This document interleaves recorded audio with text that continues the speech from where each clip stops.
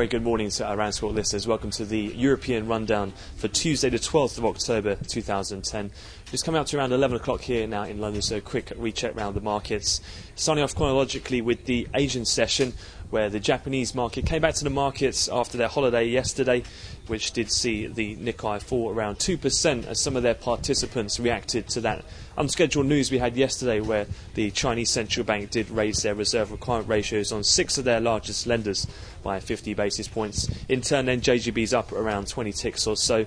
And a general risk-averse tone that has continued into the European Open, where equity markets pretty much across the board in the Eurozone and the UK seen down around 0.75%.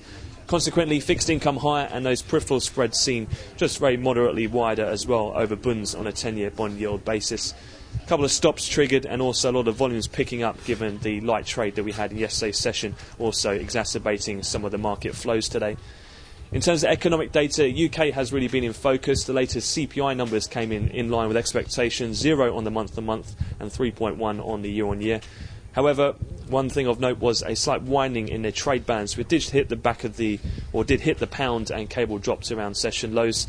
Furthermore, as well, we had some comments out of Bank of England MPC member David Miles, who was pretty dovish in regard to QE. He said that QE is a very powerful tool and they might use that going forwards as a possibility. So more calls for further QE following off from the Chancellor and the PM Cameron. The BCC overnight also called for more QE, so the pound is looking a bit weaker across the board today.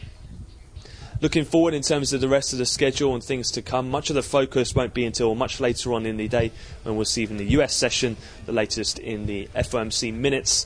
That'll be very closely watched to see in regard to how close their discussions have come in regards to potentially embarking on QE2, with most analysts suggesting that could come as soon as next month's rate decision from the US. Again, that'll be at 7 o'clock London time.